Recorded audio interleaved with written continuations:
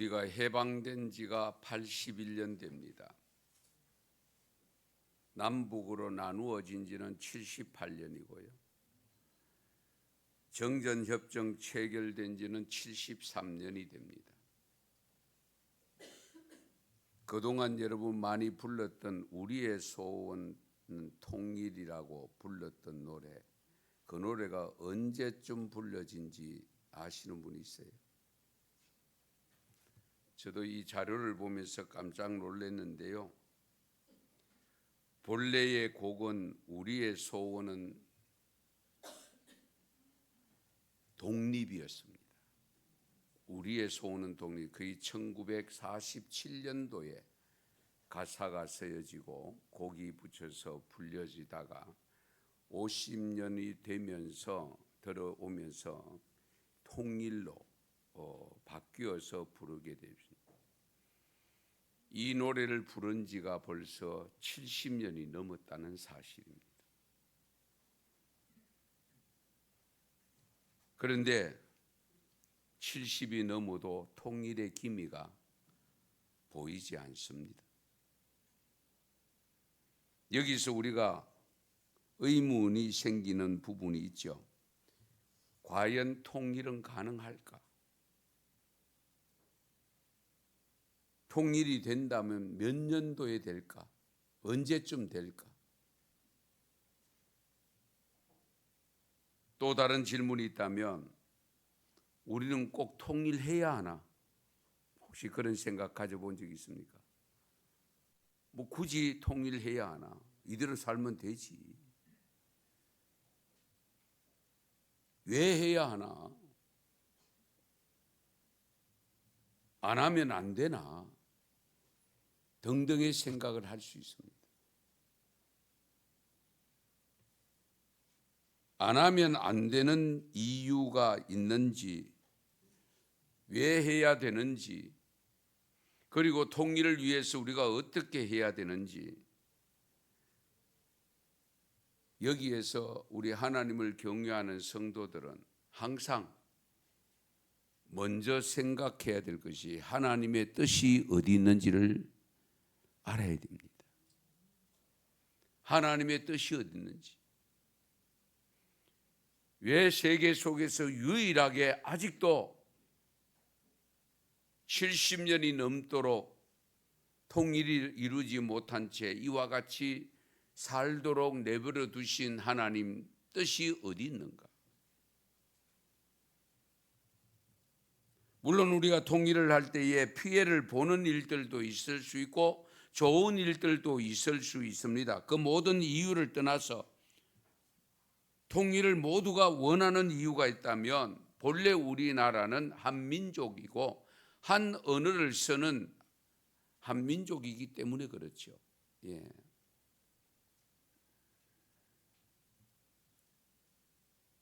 단일 민족으로 정말 말이 하나 된 유일한 나라로서 1천만 이상 가족이 있고 가보고 싶어도 가볼 수가 없고 고향을 떠나 있는 사람들이 고향을 찾고 싶어도 찾지 못하는 이런 현실 앞에 당연히 통일을 하는 것이 바람직하다고 생각됩니다만, 그러나 하나님은 왜 이렇게 내버려 두시고 왜 이와 같이 하고 계시는가? 오늘 말씀을 통해서 해답을 찾아보려고 합니다. 우리가 물론 역사적으로 거슬러 올라가면요, 지금의 국경이 된 것은 오래되지 않았습니다. 여러분, 우리 역사 반만년의 역사 속에 발레 시대 여러분 기억하실지 모르겠습니다만은 중국의 중요한 길림성, 요녕성, 흑룡강성 이 3성이 있는 땅, 우리의 용어로 하면 만주 땅, 그 땅도 본래 우리나라에 있습니다. 그러나 지금은 경계는 최종 대한민국이 이루어졌지는 경계인데요. 분단이 된 것은 해방 후부터였는데 직접적인 이유가 있다면 결국 우리가 해방될 때에 사상이 다른 우리 남쪽은 미국이 지배를 했고 위에 북쪽은 구소련이 지배를 했습니다. 예. 구소련과 미국의 지배로 인해서 결국 나누어진 겁니다. 그러나 우리 하나님을 경외하는 신앙의 관점에서 본다면 다 이유가 있다는 겁니다. 동서독이 남북으로 갈라져 있다가 1990년 10월 3일에 하나로 되었습니다. 옛날 이스라엘이 북쪽과 남쪽으로 북이스라엘과 남유다로 갈라져 있었던 사실을 성경에 기록하고 있습니다. 그의 열왕기상 11장에 보면 상세하게 나와 있습니다. 근본적인 이유는 솔로몬 왕이 하나님의 말씀을 떠나 하나님이 하지 말라고 하는 말씀을 실천하지 않았기 때문에 빚어진 내용입니다. 그러나 솔로몬 시대에는 나라가 갈라지지 않습니다. 아버지 다윗의 믿음이 영향으로 하나님이 솔로몬까지는 봐줍니다. 그런데 솔로몬 아들 르호보암, 신하 여로보암, 르호보암과 여로보암을 통해서 북이스라엘과 남유다로 갈라지게 됩니다. 우리가 세상에서 살아보지만 이유 없는 것이 없고요. 원인이 없는 것이 없습니다. 다 이유가 있고 원인이 있는데 다만 그 원인과 이유를 어디에서 찾느냐가 중요하지요. 우리 하나님을 경외하는 성도들은 우리가 하나님의 뜻에 하나님의 말씀에서 찾아야 되죠.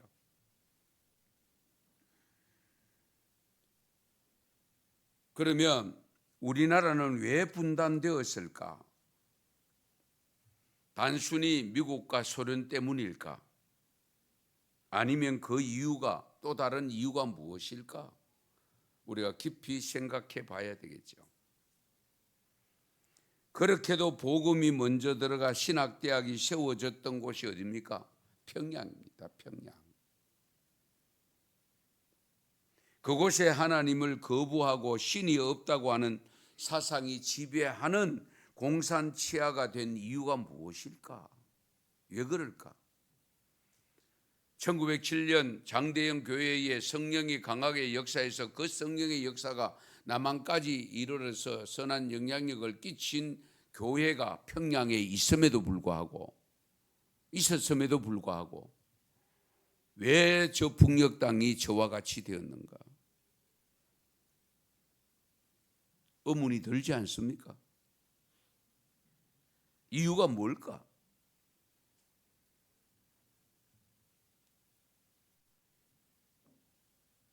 우리가 일반적으로 국력이 약했기 때문이라고 지적하지만은요, 일부분의 이유는 될지 몰라도 그것이 전부는 아닙니다. 그러니 분명히 이유가 있을 것인데 역시 우리 하나님께서 이 나라에 복음을 심었잖아요. 그리고 하나님의 뜻을 이루어가기를 원하시는데 우리 일제시대를 거쳐서 복음이 미약하지만은 확산되어 있었음에도 불구하고 교회가 분열되기 시작했습니다. 그 후로 북한은 공산치하에서 종교의 자유가 없는 상황에서 지금까지 순교자를 배출하고 있고 대한민국에서는 우리 교회 분열이 심하게 되어서 이만큼 많이 분열된 나라는 대한민국밖에 없습니다. 교파가 이렇게 많은 나라가 대한민국밖에 없습니다. 문제는 그로 인해서 우리의 삶들이 영향을 받는다는 사실입니다. 그러면 남북으로 갈라졌던 이스라엘 백성들이 어떻게 되었느냐? 하나님이 원하시지 않는 방법으로 정권이 창출된 북이스라엘. 남유다는 그래도 믿음을 지탱해 오는 나라입니다. 마치 우리 지금 남북과 거의 같은 모습입니다.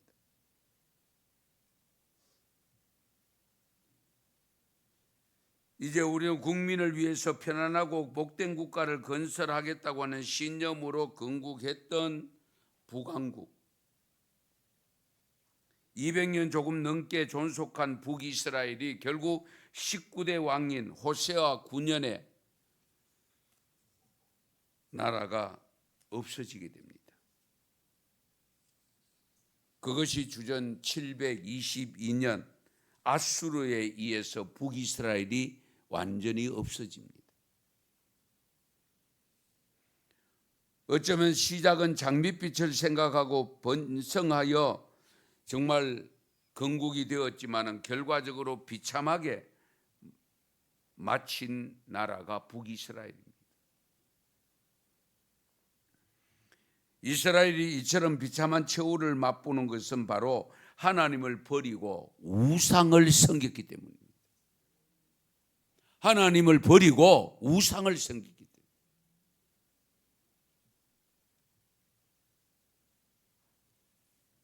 이 죄악 때문에 이스라엘은 이방인 아수르에 의해서 멸망을 당하고 결국은 그들의 수도인 사마리아에는 이방인들이 이주해 와서 살게 됩니다.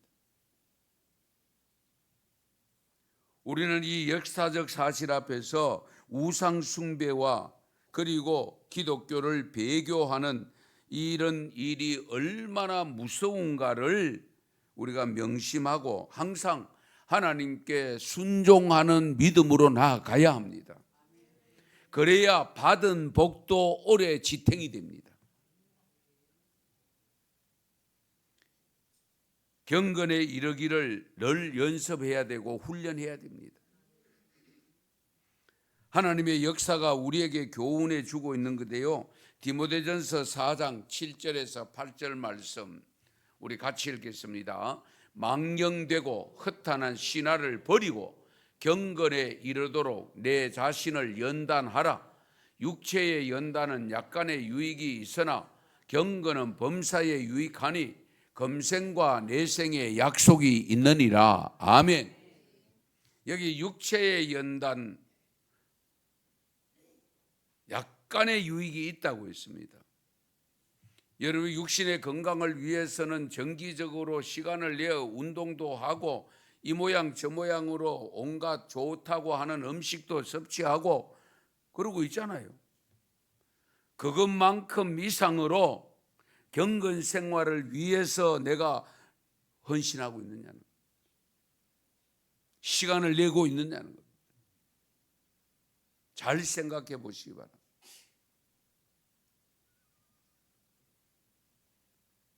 현 시점에서 우리가 남북 간을 비교해 보면 하나님이 무엇을 싫어하는지 무엇을 좋아하시는지를 우리가 충분히 알 수 있잖아요.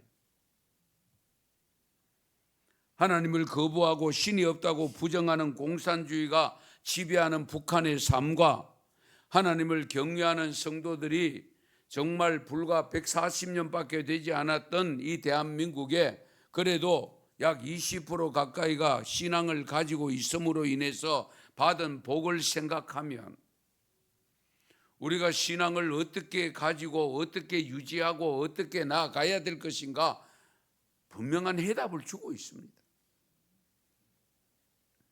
참고로 자료를 조금 분석해 보게 말씀드릴게요. 1960년대 초반까지만 해도 우리 북한의 경제 건설이요 아주 순조롭게 진행되어져서 우리 1인당 GNP의 경우 북한은 137달러였고요.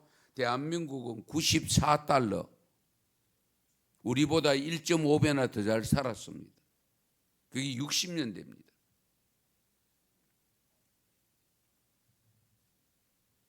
뿐만 아닙니다. 우리 기간 산업에 해당되는 중요한 자원 중에 하나인 전력 생산만 하더라도 그 당시 북한은요, 우리나라는 20만 킬로인데 북한은 116만 킬로, 약 6배 해당됩니다. 전력 생산. 전기가 많이 생산되었다는 것은 뭡니까? 많이 소모하고 사용한다는 거잖아요. 전기를 많이 사용하는 것이 뭡니까? 기업 아닙니까?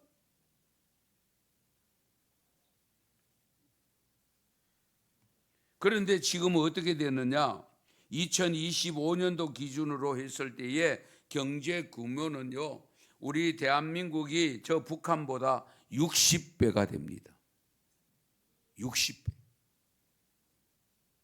1인당 소득을 비교하면 29배입니다. 29배. 무역 규모는요, 48배가 되고요. 그리고 전력 생산은 우리나라가 북한보다 23배나 됩니다. 이런 격차가 왜 발생했을까? 지하 자원은 북쪽에 다 있잖아요. 얼마 되지 않는 지하 자원이지만은 남쪽에는 거의 없잖아요. 북쪽에 다 있습니다. 여러 가지 이유와 원인을 보시고 있지만은 우리가 신앙적인 입장에서 이 목사의 시각으로 볼 때는 우리 하나님을 경외하는 백성들과 하나님이 없다고 부정하는 백성들의 차이입니다. 차이가 그 차이입니다. 원인이 거기에 있습니다. 잘 생각하셔야 돼요. 그렇다면 하나님이 무엇을 원하시는가를 우리가 바로 알아야 되죠. 그리고 북한이 경제적 문제, 탈북자 문제, 식량난의 문제를 해결할 궁극적인 해결책이 있는데요. 그 해결책이 뭡니까? 그렇게 왕성했던 복음을 다시 받아들이고 자유롭게 하나님을 경외하는 신앙을 갖게 하는 믿음을 가지면 해결됩니다. 그런데 이 사실을 저들이 제대로 모르고 있다는 사실입니다. 알 리가 없지요. 제가 현재 이런 말씀을 드려도 그것을 그대로 믿지 못하는 성도가 혹 있을지도 모르겠습니다. 너무 비약적으로 생각하는 것이 아니냐고 반문할 수도 없지 않아 있을 수 있습니다. 그러나 그렇게 분석할 수밖에 없는 이유를 지금부터 말씀을 통해서 드리겠습니다. 북한을 저 지경에 이르도록 만든 이유를 오늘 본문 말씀에서 찾아볼 수 있는데, 오늘 본문 말씀에 보면 북이스라엘을 두고 이사야 선지자를 통해서 주신 말씀입니다. 북한의 실상과 흡사합니다.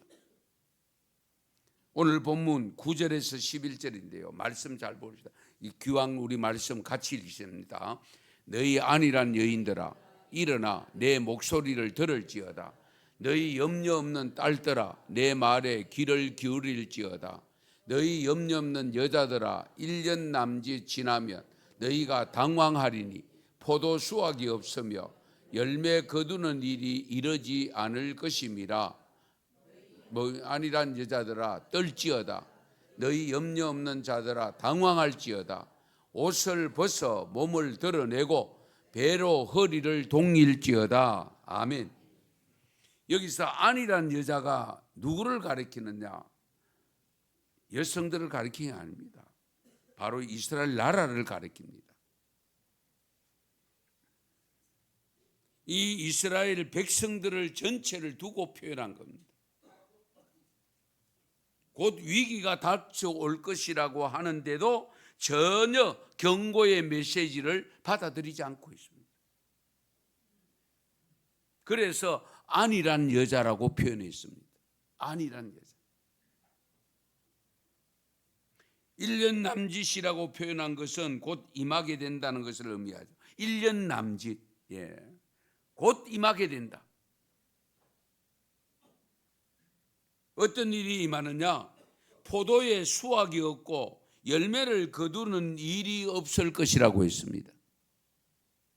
결국 북이스라엘을 공격하려는 이 아수르가 완전히 체력을 가다듬고 국방력을 키워서 이스라엘 백성들은 거기에 비하면은 그들이 침공해 오면은 바로 이런 표현대로 포도 수확이 없다고 했습니다.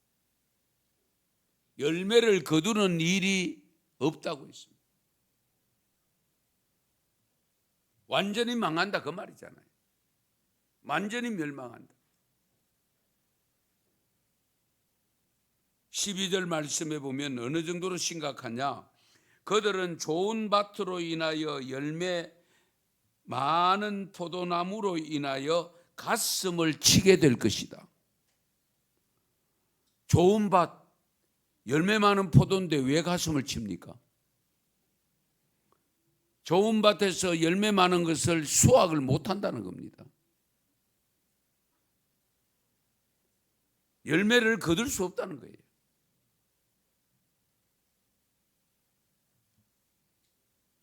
열매를 얻지 못하는 것이 뭐냐? 결국 기근을 당한다는 겁니다. 시편 107편 33절에서 34절 말씀을 통해서 오늘 우리에게 하시는 말씀이 이런 말씀. 여호와께서는 강이 변하여 광야가 되게 하시며 샘이 변하여 마른 땅이 되게 하시며 그 주민의 악으로 말미암아 옥토가 변하여 뭐가 됩니까? 염전이 된다. 염전이 뭡니까? 소금밭. 예. 소금밭이 되면 어떤 식물도 자랄 수 없습니다.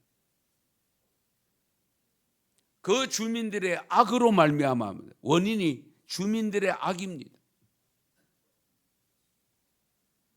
결국 불신앙으로 하나님의 말씀을 저버림으로 이와 같이 된다. 하나님을 경외치 않으면 하나님의 은혜를 받고도 깨닫지 못하며 그리고 하나님보다 다른 신을 섬기는 일이 자행되어지며 결국은 하나님께서 그 땅을 염전으로 만들어 버리신다.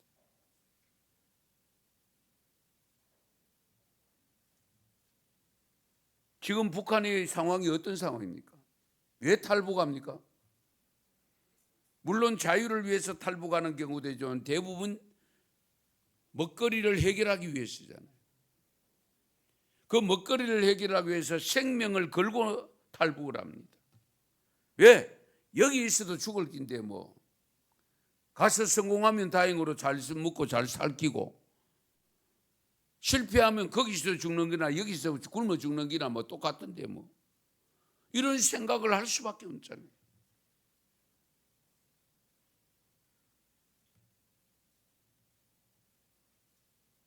모든 자원은 북한에 다 있습니다. 그런데도 왜 저들은 저렇게도 못 사는 나라가 되었고 우리나라는 이렇게도 잘 사는 나라가 되었느냐? 사회학자들은 사회적으로,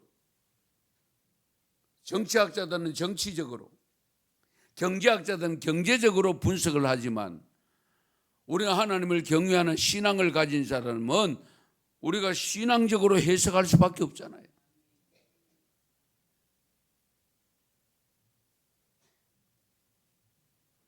오늘 본문 15절 말씀에 구체적인 해답을 주고 있습니다. 같이 읽습니다. 마침내 위에서부터 영을 우리에게 부어주시리니 광야가 아름다운 밭이 되며 아름다운 밭을 숲으로 여기게 되리라. 아멘. 무엇이 임했다고요? 영이 임했습니다. 영이 뭡니까? 하나님의 영, 주님의 영, 성령. 영이 임하니까 광야가 아름다운 밭이 됐어요. 그 아름다운 밭이 얼마나 무성한지 숲을 이뤘어요.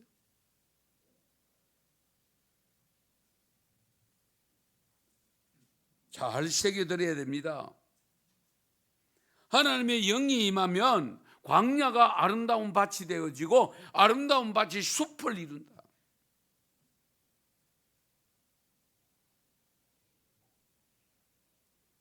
그래서 개인적으로도 마찬가지고 교회적으로 가정적으로도 마찬가지고 국가적으로 동일한 것이 뭐냐? 하나님의 영, 성령이 충만해야 됩니다.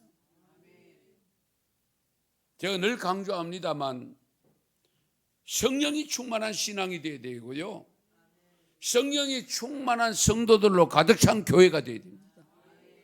그런 교회가 가득 찬 나라가 되면 하나님께서 자원이 없어도 이와 같이 대한민국처럼 잘 살게 만들어 주시는 하나님임을 믿으시기 바랍니다. 자원이 있어도 저렇게 먹거리를 찾아서 위험한 생명을 걸고 국경을 건너야 되는 이런 아픔을 겪고 있잖아요. 이런 고통을 겪고 있잖아요. 그걸 보여주고 있고 그걸 보면서도 못 깨달으면 곤란하죠.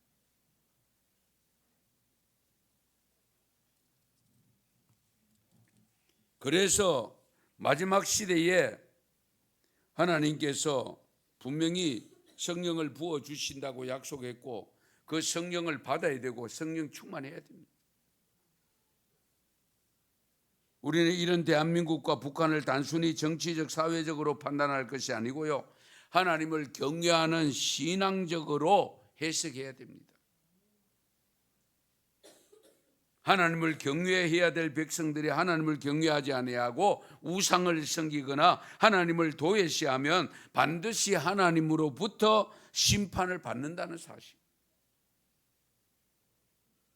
오늘 본문 12절 말씀도 있습니다. 같이 읽습니다. 그들은 좋은 밭으로 인하여 열매 많은 포도나무로 인하여 가슴을 치게 될 것이니라. 아멘. 처음부터 없었으면 가슴을 칠 이유도 없잖아요. 그렇죠? 그런데 이와 같이 좋은 밭으로 인해서 열매가 많은 포도나무로 이렇게 열렸던 것이 어느 날 갑자기 없어졌어요. 열매가 안 열려. 그러니까 가슴을 칠 수밖에 없죠.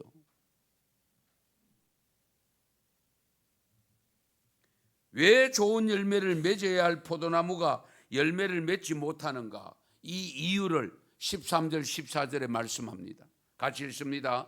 내 백성의 땅에 가시와 찔레가 나며 희락의 성읍 기뻐하는 모든 집의 날이니 대저 궁전이 폐한 바 되며 인구 많던 성읍이 적막하며 오벨과 망대가 영원히 굴렬이 되며 덜나귀가 절기는 곳과 양떼의 초장이 되려니와. 아멘. 어려운 거 없으시죠? 내 백성의 땅에 가시와 찔레가 나고 희락의 성읍, 기쁨의 성읍, 기뻐하는 모든 집의 날인다. 기쁨이 사라진다는 겁니다. 즐거움이 사라진다는 겁니다. 결국 궁전이 폐한 바 된다. 인구 많던 성읍이 적막하게 된다. 사람 다 떠난다는 거잖아요. 못 살면 떠날 수밖에 없잖아요. 우리나라가 어려울 때 독일로 갔잖아요. 간호사들. 사우디아라비아로 돈 벌러 갔잖아요. 그러던 우리나라에 지금 외국인들이 들어와 있는 분들이 얼마나 된다고요? 아시죠? 대구 인구보다 많습니다. 이렇게 될 줄 누가 알았어요? 하나님만 아셨지요. 우리는 몰랐어요. 이제야 깨닫. 예.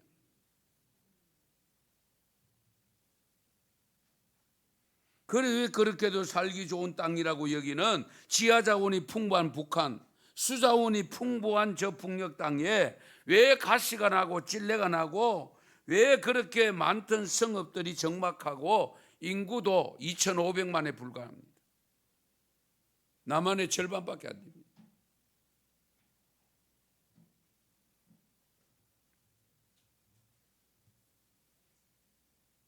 굶어 죽어가는 자가 700만 명이라고 표현하고 있습니다. 700만 명. 이유는 단 한 가지입니다. 하나님의 신, 하나님의 영이 떠났기 때문입니다. 믿습니까? 하나님의 영이 떠났기 때문이에요.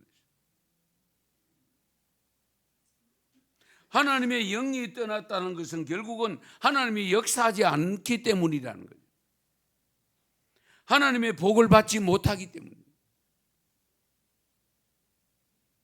그렇다면 지금 우리는 통일을 할 수 있느냐? 통일이 가능할까? 가능하다면 어떤 통일이 될까? 가끔 여러분 들어보시죠? 흡수통일. 흡수통일. 아니면 병합통일. 아니면 연방통일. 뭐 이런 표현을 쓰는데 저희들의 기도 제목이 뭡니까? 복음으로 통일되게 하소서. 우리가 그 기도 제목을 가지고 기도합니다. 신앙적으로 통일돼야 된다. 복음이 자유롭게 왕성하게. 그래서 한국 교회들이 잘해야 됩니다. 정말 기도해야 되고요. 정말 우리가 북녘 땅에 복음 전환을 위해서, 북한 전도를 위해서, 북한 선교를 위해서 정말 최선을 다해야 됩니다.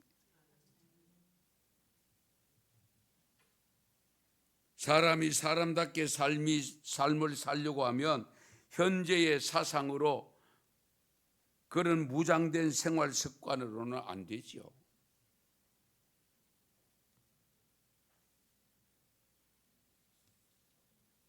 아직도 북한이 회복의 기회는 있습니다. 회복할 수 있는 방법도 있습니다. 오늘 본문 15절 말씀 다시 읽겠습니다. 오늘 본문 15절 말씀 같이 읽습니다. 마침내 위에서부터 영을 우리에게 부어 주시리니 광야가 아름다운 밭이 되며 아름다운 밭을 숲으로 여기게 되리라. 아멘. 하나님의 영이 임하는 신앙을 갖게 해야 됩니다. 영을 부어 주시면 광야가 아름다운 밭이 된다고 했고요. 아름다운 밭이 숲으로 이루어진다고 했습니다. 이 내용의 말씀을 이해를 돕기 위해서 에스겔 36장 27절에서 30절 말씀, 이 말씀도 우리가 깊이 헤아려야 됩니다. 같이 읽겠습니다. 또 내 영을 너희 속에 두어 너희로 내 율례를 행하게 하리니 너희가 내 규례를 지켜 행할지라. 내가 너희 조상들에게 준 땅에서 너희가 거주하면서 내 백성이 되고 나는 너희의 하나님이 되리라. 내가 너희를 모든 더러운 데에서 구원하고 곡식이 풍성하게 하여 기근이 너희에게 닥치지 아니하게 할 것이며 또 나무의 열매와 밭의 소산을 풍성하게 하여 너희가 다시는 기근의 욕을 여러 나라에 당하지 아니하게 하리니. 아멘. 정말 이 말씀 여러분 깊이 헤아리시기 바랍니다. 말씀을 그냥 대충 아닙니다. 하나님의 영이 반드시 임해야 됩니다. 반드시입니다. 하나님을 경외하는 신앙이 회복되어져야 됩니다.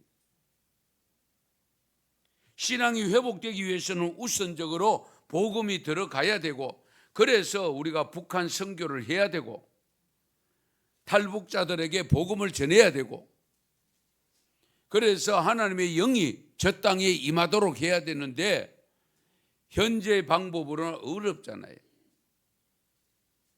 그래서 우리는 흡수 통일을 해야 될지도 모릅니다.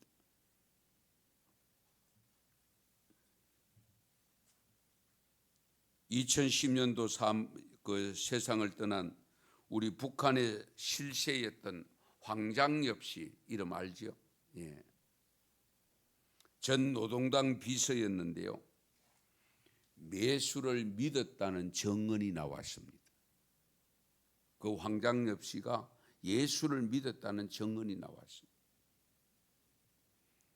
우리 장로의 신학대학 명예교수로 계시는 주선의 교수님이, 여교수님이 계시는데요. 이 교수님이 평양에 고향을 두고 있어가지고 황장엽 씨하고 통화를 가끔씩 했답니다. 그런데 2006년쯤에 당시 우리 생존하시던 하용조 목사님 잘 아시죠? 하용조 목사님이 대학병원에 입원해 있을 때 병문안을 가셨다가 이 하 목사님으로부터 우리 기도해 달라고 하는 요청을 받아서 황장엽 씨가 기도까지 했대요. 예. 그런데 그 육성 기도를 처음 들었는데 이 황 전 비서가 되는 종종 우리 한반도에 통일되는 길은 종교적인 방법밖에 없다고 줄곧 강조해온 분인데요. 여러분, 미국 조지 메이슨 대학 북한학 연구 교수로 있던 김현식 교수님이 황장엽 씨의 비서관이었대요. 예. 생전에 육성으로 내용을 되어 있는 것을 공개를 했는데, 한 번은 탈북자들이 모인 자리에서 여기 김현식 선생처럼 앞으로 다 예수를 믿어야 한다. 나는 세상이 다 아는 유물론자다. 갑자기 황장엽이가 예수 믿으라고 하면 정신이 돌았구나 할 것이다 라는 말을 직접 했다는 겁니다. 예. 대한민국에 거주할 때 김현식 교수님에게 이런 말을 했다고 합니다. 김일성 일가가 사라지면 북한 사람들의 허무함은 이루 말할 수 없다. 허무함을 무엇으로 채워야 한다.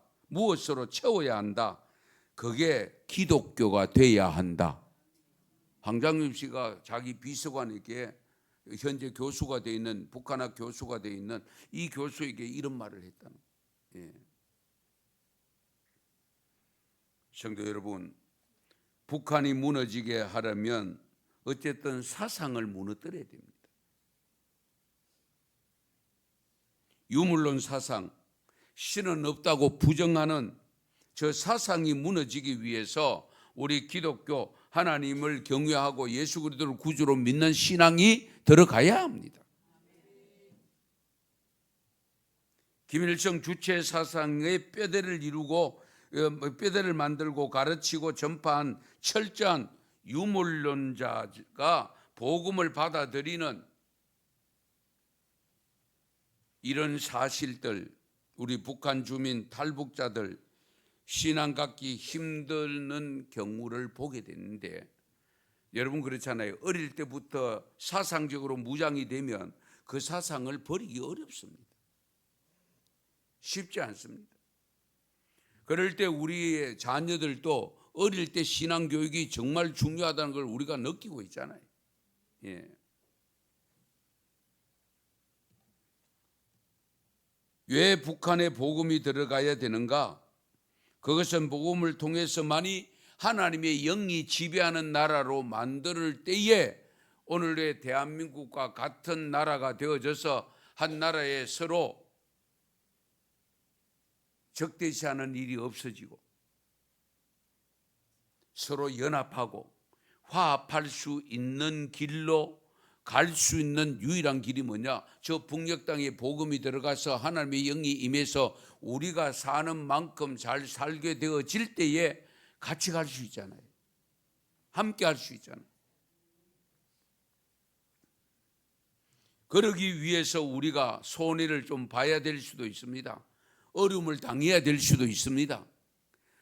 이럴 것 같으면 차라리 통일 안 됐으면 좋겠다, 그런 생각을 갖게 되는 경우가 있을 수도 있으나, 미래를 위해서 하나님의 뜻을 위해서 우리는 복음을 전해야 되고 저들을 통일해야 됩니다. 오늘 본문 16절 말씀을 또 보십니다.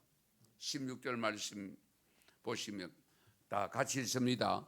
그때에 정의가 광야에 거하며 공의가 아름다운 밭에 거하리니. 아멘. 여기 그때가 언제입니까? 하나님의 영이 지배하는 때, 하나님의 영이 강하게 역사하는 때입니다. 예. 그러니까 하나님의 영이 임하여 그 땅이 회복될 때에 성읍이 새로워진다. 예. 그때의 사람들도 바로 서게 되어지죠. 그래서 17절 말씀 이하에 또 같이 읽습니다. 공의의 열매는 화평이요 공의의 결과는 영원한 평안과 안전이라. 아멘. 공의의 열매가 화평, 결과는 영원한 평안과 안전입니다. 예. 말씀 잘 생각하세요. 북한 성도들의 신앙생활의 형편을 그들이 얼마나 복음을 사모하고 있는지를 확인하고 우리 북한 선교를 위해서 최선을 다해서 기도하면서 우리가 할 수 있는 일이 뭘까? 내가 할 수 있는 일이 뭘까? 그 방법을 찾아서 최선을 다해서 전해야 됩니다. 복음으로 통일되도록 기도하십시다. 저 북녘 땅이, 자원 많은 북녘 땅이 남한처럼 그런 땅이 될 수 있도록 기도하고, 그래서 저는 개인적으로 말씀드립니다. 어쨌든 주님 오실 때까지 없어지는 나라가 아니라 존재하는 나라로서 복음을 땅끝까지 전가하는 데 쓰임받는 나라로 자리매김하는 대한민국 한반도가 될 수 있기를 축원합니다. 축복합니다. 기도드리겠습니다. 하나님 감사합니다. 오늘도 저희들에게 북한을